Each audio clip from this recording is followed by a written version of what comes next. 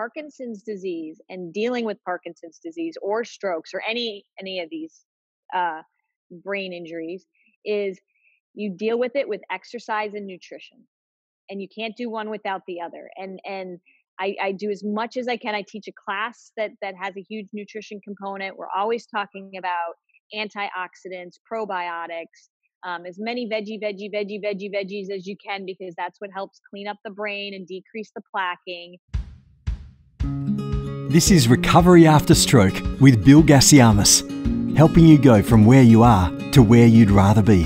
Bill from recoveryafterstroke.com. This is episode 104, and my guest today is JJ Flentke. JJ is the owner of Boomerang Therapy Works, a physical therapy and wellness center designed for aging patients and people with neuromuscular disorders.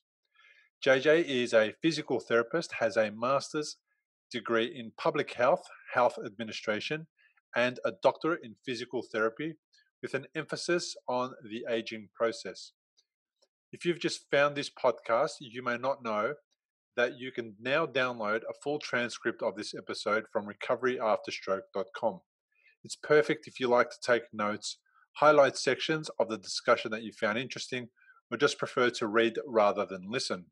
Simply go to recoveryafterstroke.com/episodes, scroll to find the name of the episode you just listened to, click on its link, scroll down until you see the orange download transcript button, click the download transcript button, enter your name and email address, and your download will begin. Also, when you get to the end of this episode, whether you are watching on YouTube or listening on your favorite podcast app, please do me a favor and share this episode in other groups you hang out in.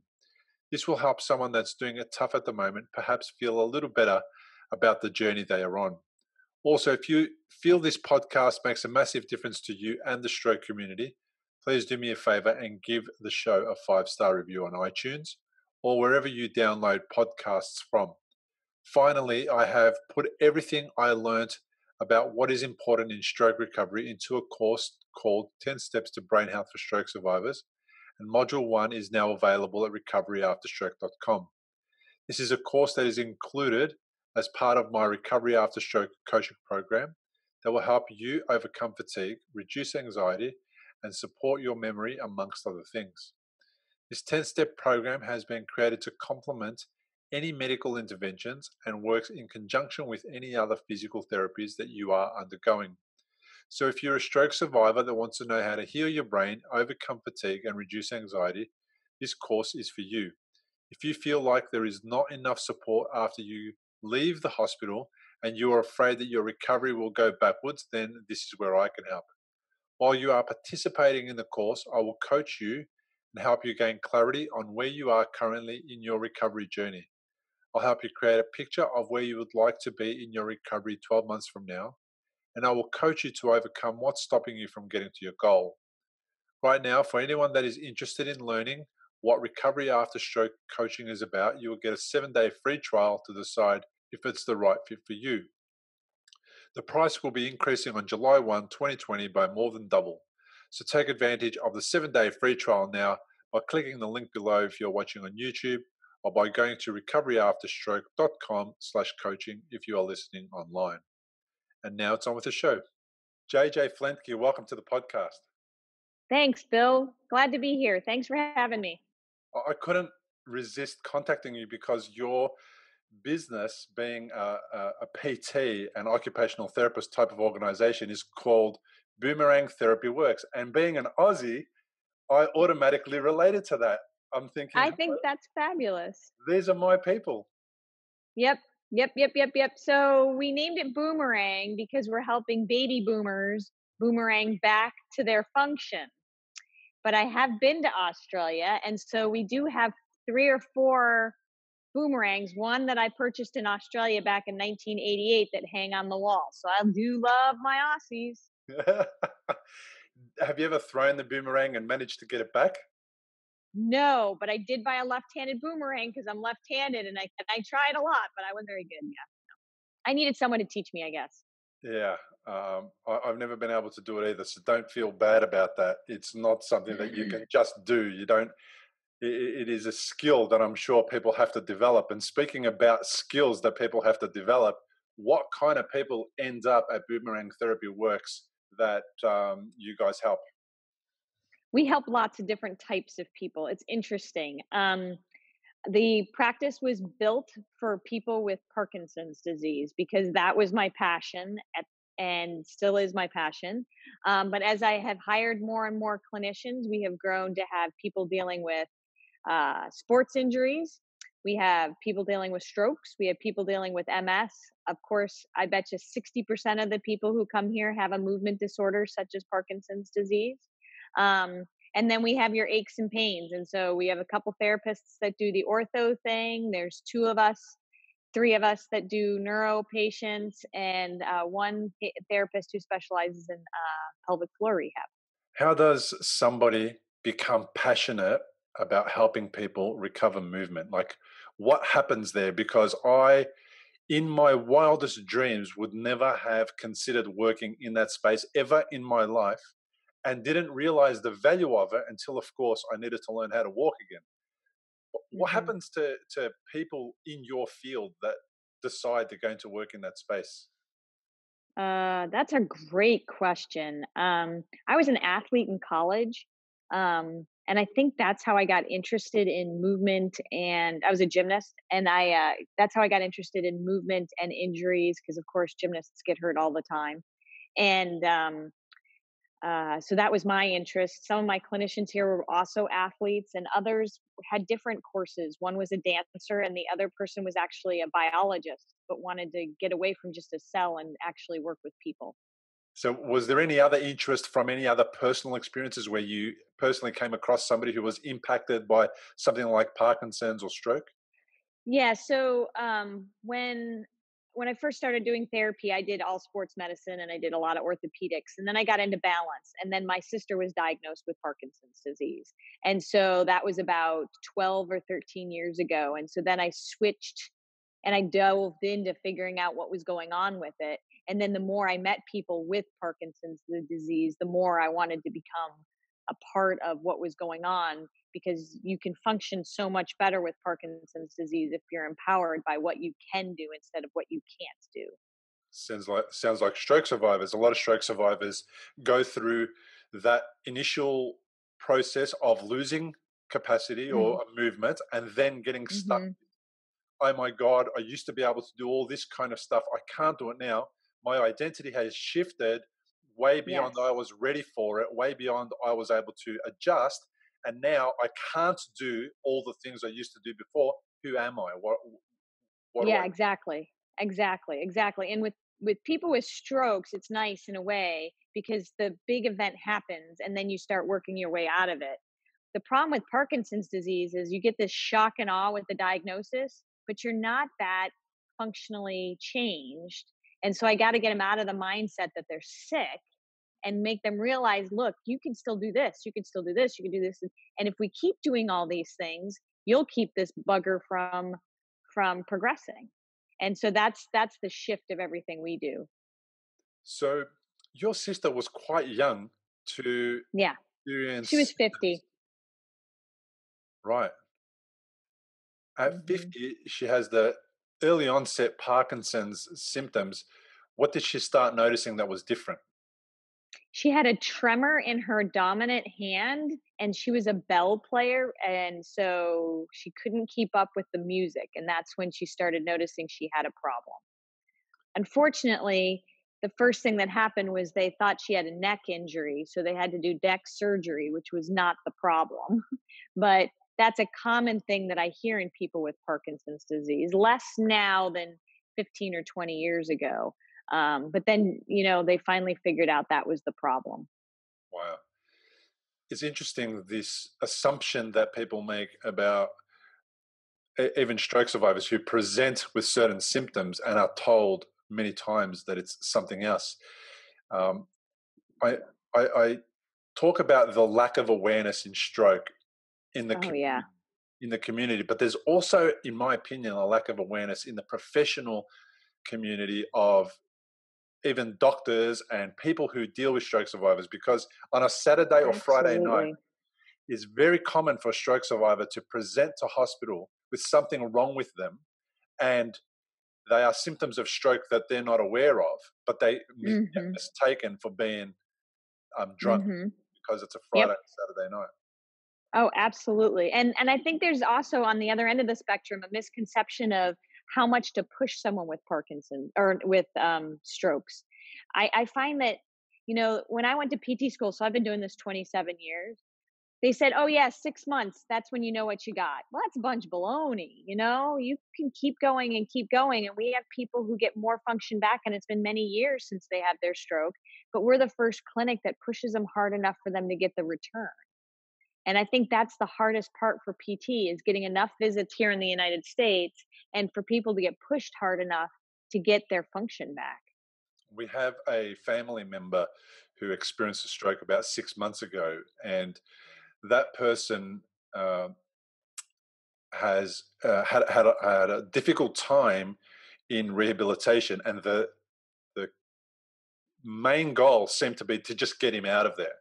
And the Mhm. excuse that they kept using was he's not recovering quick enough, he's not meeting the criteria, and therefore we need to get him out of here. And it seemed to be extremely um, difficult to convince them to keep him in there and to keep persisting with this guy. So Mhm.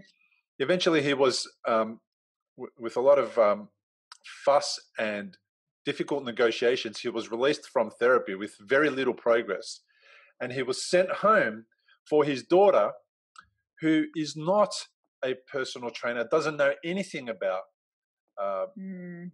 rehabilitating somebody who's recovering from stroke because she has no experience in that area. To take Mhm. the to become responsible for helping him recover is Sorry, my dog just found me. This is Harper. She's our clinic dog, and you can hello. hear she found me. She could hear me, and she came running in here. Sorry. Oh, Hi. damn. This is Harper Lee.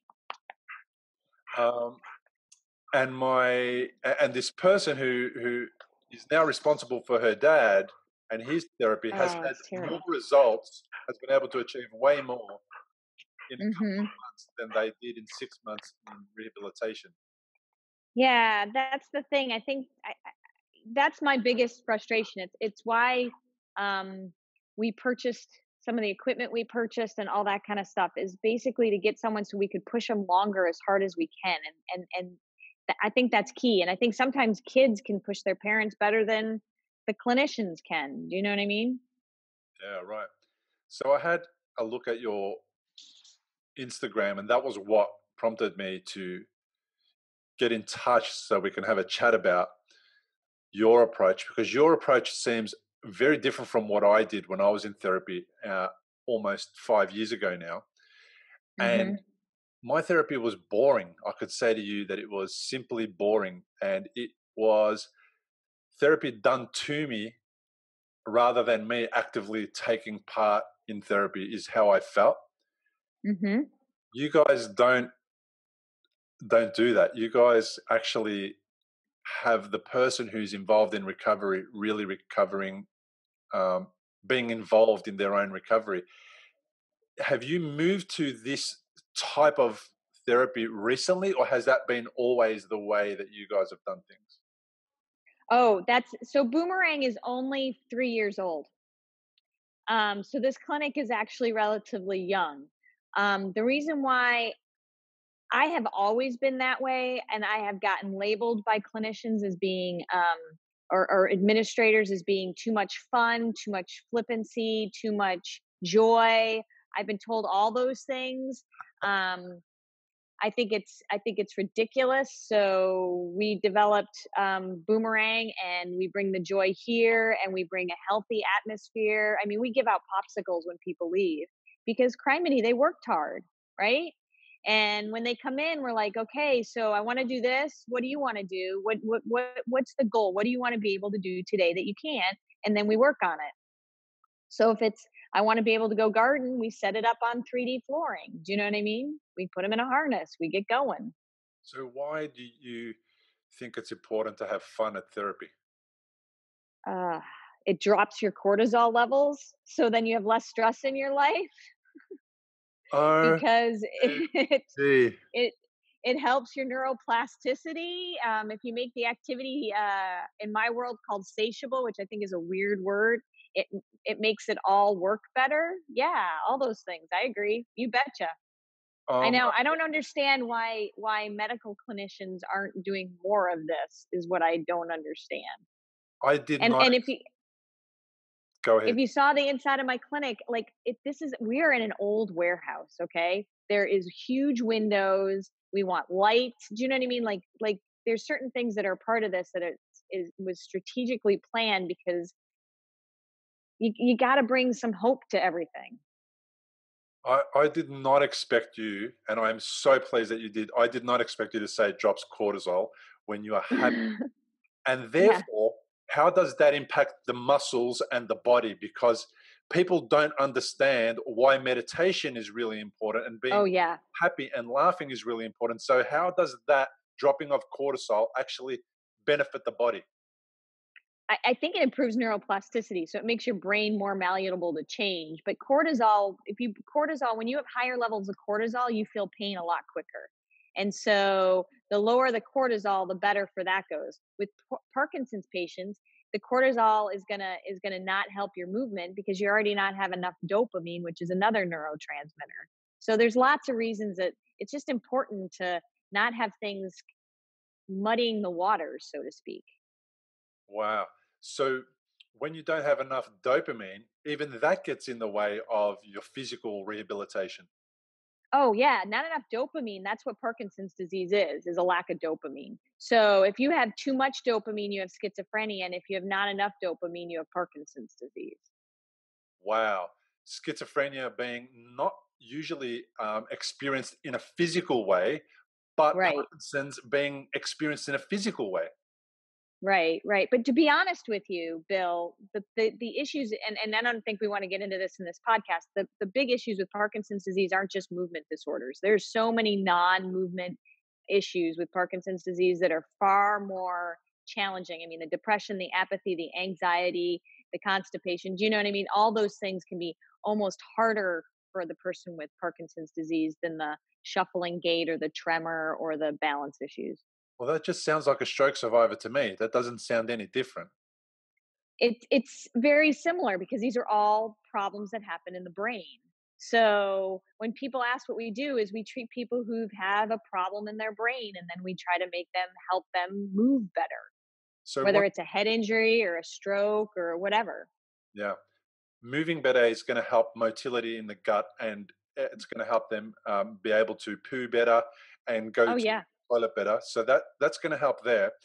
Because Hmm. I'm not clinically trained and don't have medical training of any sort, it's very difficult for me to have these conversations on my own. That's why I love having them with people like you.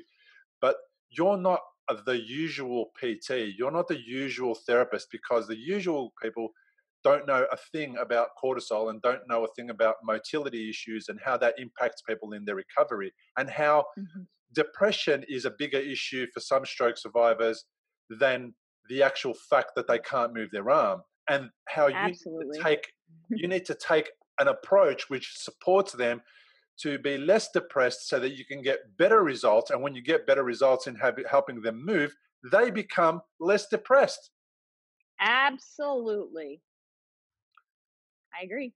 Wow, I knew I needed to 100%. contact you. I knew I needed to contact you, and I think Hmm. that what you're doing is amazing, because other people in your industry are giving you a hard time for bringing joy and happiness and light and fun Hmm. into therapy. It just goes to show you how far we have to Hmm. move from old ways of Right. doing things and embrace these new ways of doing things, which just make common sense, however, are Yes. so embedded in process and they're so embedded in theoretical garbage that came from a bygone era. And Hmm. unfortunately, people that are teaching the young generation are still teaching from a Hmm. mindset that is 20, 30, 40 years old. Yeah, that could very well be true. There are other people like me in the United States. I don't know. I'm trying to think. I don't. Oh, there is a couple in Australia too. I've listened to some podcasts that are really great.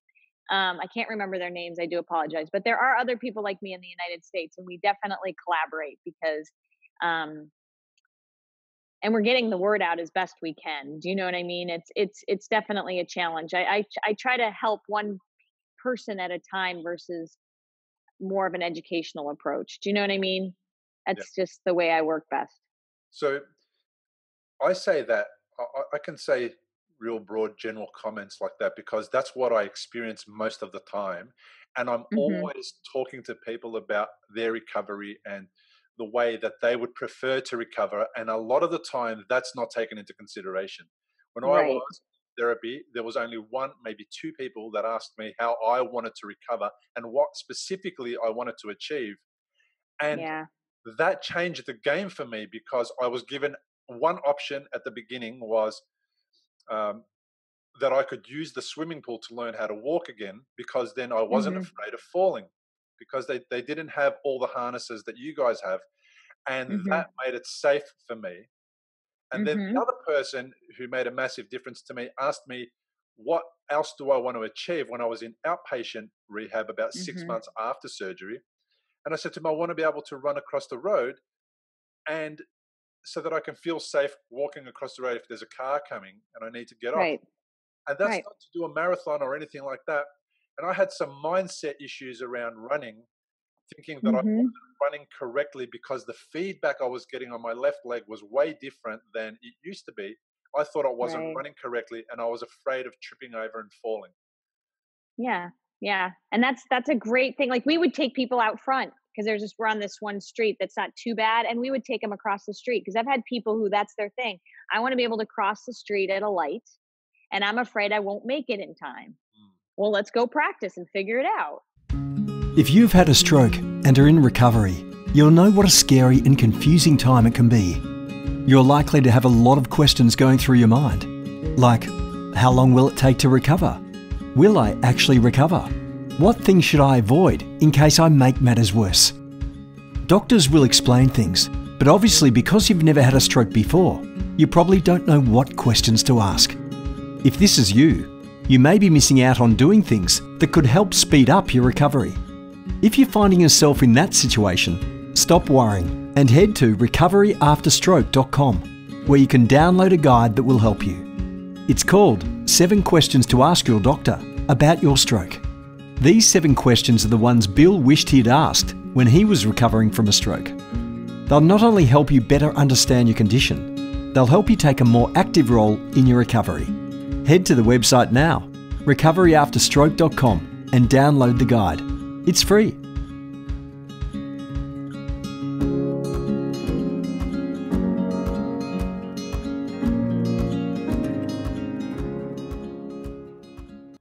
Yeah, I've had a spinal cord injury. We put in the harness and we played tennis because he wanted to play tennis. Now, he couldn't develop enough skills to get actually on the tennis court and be competitive, but we figured out all kinds of ways for him to hold the racket so he could play with his grandson a little bit, and it was good. So, there's all these. Yeah, we have a guy right now out there who actually has an amputation, and the things that he's doing today, I don't think he expected Yeah. this close since the amputation. That changes people's lives and that increases happiness and that increases serotonin and dopamine. It increases all those things that decrease cortisol that make Yes. people happier and give them Yes. a lifestyle that is normal and able to be inclusive and able to be part of Right. life. Absolutely. I agree 110%, Bill. Yeah. Now, some of the looking at your Instagram, and for people that are watching and listening, there'll be links to your Instagram so that they can go and see. Oh, Some of great. some of your patients look like puppets because they are attached to this thing that is on the Yeah. ceiling, and they are Uh-huh. on a piece of, and they are on a floor that moves, Yep. and that Mhm. floor Mhm. makes them look like they're in complete out of control. They look like a puppet. So They do look like a puppet. tell me about That's funny. those devices and how they have made a big difference in people in their recovery. So we have 4 harnesses, and initially we had a rehab harness like the one on your website, but the one that I had only wrapped around the waist, and I'm not a very big person, so when I put it on, it would just ride up, and I hated it. So we actually went to Home Depot, which is a big like hardware store here, and we bought roofing harnesses and they work better. And so I got in it, and Ari, you'll see Ari in a lot of the pictures, and he's like 6 feet. And we all got in them as hard as we could, and we Peter Pan is what we called it. We flew in them to make sure they were safe, and they were 10 times better. We just had to get out of our heads a little bit. And Yeah. so we use those harnesses, whether just because then it frees up our hands and we can do other things, and the person feels safe, and we can show them that they can do a lot. Whether the floor is moving, like we bought the equipment we bought, we actually shipped in, and this is kind of, it took us 18 months to make this happen. A, it was really expensive, and B, it came from Milan, Italy. And there isn't any of this in the United States. There's us, and then there's a couple places and a place in Connecticut. And so the treadmill goes up and down and side to side, and you're not going to find that anywhere else in the United States. So putting someone in a harness and letting them walk on that, they can actually feel like they're hiking. It's great. Or they can feel like, this is what's going to happen if I step over a curb and I lose my balance. Oh yeah, I caught my balance. Or Ari's really good at teaching people how to turn on it. We can be like those have you seen those videos where people dance on treadmills? Yes. I keep thinking we're going to make one of those. Yeah. So what But you're saying, anyway, so what you're saying is you're it's giving people the opportunity to know what it's like to almost lose your balance and then get it. So what yep. you're doing is you're giving them a reference point for when they're out in the real world. This is not Hmm. something that they've never done before. You've fallen Right. before, and this is how you recovered it, and this is how you Exactly. fell, and this is how you protected yourself, etc. Yeah. Yeah, because we're all going to trip over stuff, right? I Yeah, mean, I still trip over things, and I'm a perfectly capable 50-year-old, right? But you know what? I catch myself. yeah, I love it. This is great because this reference point is what's really going to make a difference for people. It's knowing that they've been here before and it's not unfamiliar, and less fear Hmm. creeps in and more courage kicks in, Right. and then they Right. can go through this process and not be afraid of falling, and then adjusting their gait to walk more Hmm. cautiously, which then impacts their life overall in the future. Right. And actually makes their balance worse. Correct. Yeah, You right. know? Okay. No, it's good.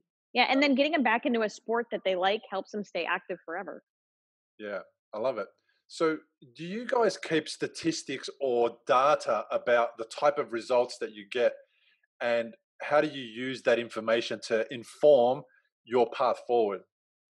So that's a great question. And we're kind of in the infancy scale of that. Ever since I opened up, I've done an outcome form on everybody. And so there's some PT data that we take. The hard thing with the PT testing is it's not always, it's sometimes a little too easy, to be honest with you, for people who are like high level stroke patients or high level Parkinson's patients. So we're developing a test that's an old football test. And one of our clinicians that I said was a biologist and a former, we're working on having her look at that data, but we're still in the infancy of getting it up and going. And the COVID thing is definitely slowing us down.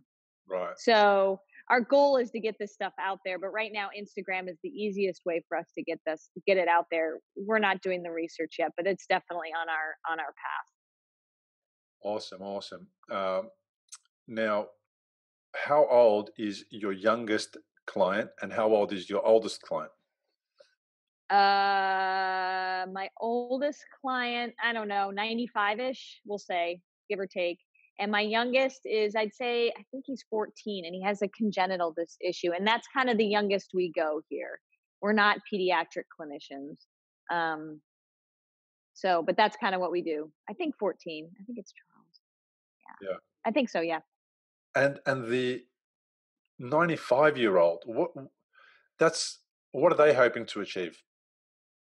They'd like to stay out of the assisted living facility. That's a pretty big motivation. Yeah, I think it is. The person I'm thinking of, that's their motivation. And so that's a big deal. We have a second clinic, it's actually in an assisted living or senior center. And their goals is usually to stay on the independent side and not have to move to the assisted side. Sometimes their goals is to walk down the aisle with their grandson for their wedding, or Perhaps it's make sure they can get in and out of the car so that they can go out with their daughter every Sunday afternoon for dinner or whatever that may be. Now, I know you guys are not likely to be trained professional nutritionists. However, how important Mm. is nutrition in recovering a brain after a injury or during Parkinson's recovery? Huge. So in the state of Washington, so we're in the state of Washington. We are allowed as physical therapists to discuss nutrition if it's something you can find on the internet. With that, we talk about nutrition, especially I tell people Parkinson's disease and dealing with Parkinson's disease or strokes or any of these uh, brain injuries is you deal with it with exercise and nutrition, and you can't do one without the other. And I do as much as I can. I teach a class that has a huge nutrition component. We're always talking about antioxidants, probiotics, as many veggies as you can, because that's what helps clean up the brain and decrease the plaquing. All those kinds of things is key. If you can stay away from red meat, great. Fish is great. Those kinds of things. In the land of Parkinson's disease, there's a lot of controversy over dairy products, so we talk about that. Um, Red wine is better than beer or liquor, so if you're going to partake in that, keeping them to red wine if they can, and if not, beer versus whiskey, whatever. You know what I mean? Those kinds of things are seem to be better. Um, there's a phenomenal nutritionist slash PhD up in Seattle that's done some nice longitudinal studies that look at people with Parkinson's disease and what have they eaten and what have they done activity level and what have they done that makes either their disease process go better or get worse. And so we look at those correlations because I like that kind of data because it's helpful to see what people are actually doing that helps them or hinders them. Do you know the name of that person? Yeah, her name's Lori Mishley. I think it's Mischley, and she's phenomenal. All right, we'll look into getting the correct details for that and see if we can just link to Talk her. to her. Yeah. Yeah, Yeah, she's great. yeah. So that's really important. That's again one of the things that uh, there seems to be not much happening, especially in the rehab space that I've been involved in, and the people that I know that have been to rehab is that there's no real discussion in about nutrition, and you kind of tend to be fed hospital food, especially when you're in there full time. Yeah. Isn't that crazy? Like, what is that about? And it's terrible. And it's not expensive. It's like feeding our kids crap. Why do we do that? Because there is some ridiculous idea that it costs less or it's easier to do, or Ugh, I don't know what. But mm, but the kills me. amount of high processed carbs and sugar that I was being Oh, served on a daily basis while I was in hospital and rehab, I had to ask mum and dad to bring me food because I wasn't going to eat that stuff because it was going to take me longer to recover because I was eating that food, which was going to cost them more because I was going to be in the I rehab know. therapy more. That's one of my pet peeves. And what's funny about that is my business partner and wife revamped a school system in Arizona. So and then proved on paper that you could do that and do it cheaper. So it kills me when I walk into the hospital and they're feeding people garbage when it's not necessary. Yeah. I just loved your very well rounded idea of what therapy of a brain actually is, because it's actually not getting people into a place and making them move a lot. It's so much more. And I Oh reckon if yeah. I threw 10 or 15 more questions about other topics that are not really related, you would have taken them into consideration. And that's kind of how I felt when I saw your Instagram. I kind of felt that these guys are a little bit more switched on than your regular therapist, and I think that Thank you. your kind of work is the example for other people to follow about how to go about rehabilitating somebody and how to Thank include you. the patient in the process the whole entire time. That's what we need. We need to be included, not treated as another bloody person who Yeah. Yeah. needs to fix You're something. just the stroke patient. Come on, you're just the old stroke patient. That's your name. No, I hate that stuff. I agree. Thank you very much for noticing. Did it make it better for you in your work? Did you become a better PT or a better physical therapist when you discovered that your sister was dealing with Parkinson's, Mm. did it somehow change the kind of therapist that you were? Mm, I don't. That's a really tough question. I'm not sure that was a turning point as far as that goes. It made me more get interested and take my interest in the brain and balance, because I was developing a balance program and I did it more with PT. And it got me out of being an administrator because I was running a home health company at the time. So I decided to go back into seeing patients, but I don't remember how it all played out because I'm always doing a million things. So I don't know, but Yeah. maybe. Just from a motivational point of view, it's somebody that's close to you, who you love, who you really want Yeah. to help. And I know that Oh, you absolutely. really want to help all your clients and your patients, but still, that thing to help your sister seems like it's a really big cause. Yep, and it was fun. It was funny in the beginning because she would call me up and say, "Have you heard of this?" And I'd be checking it out. And so it was fun. Yeah, or sort of fun, in a weird sort of Yeah. odd way. Yeah, There was a different kind of connection, a different purpose to your relationship. yeah. Oh, absolutely, absolutely. Yeah. Yep. Well, I just love what you do. Thank you so much for agreeing to Thank be on you. the podcast. I really appreciate the work, that you do, the ideas that you have, and the fact that you're doing this in a way which is unique, believe it or not. I know there's a few people in the United States, but the United States is massive and Yeah, that's true. a few and far between. And Australia is probably a little bit behind where you guys are as far as what I think needs to be happening in rehabilitation. And rehabilitation shouldn't be boring. It shouldn't be Never. non-inclusive. It shouldn't be about just learning how to walk again. It should be about all those other things that we've touched on today. Mhm. So Mhm. well done for setting an amazing example and for having an awesome practice. If somebody wanted to get in touch with you, what's the best way?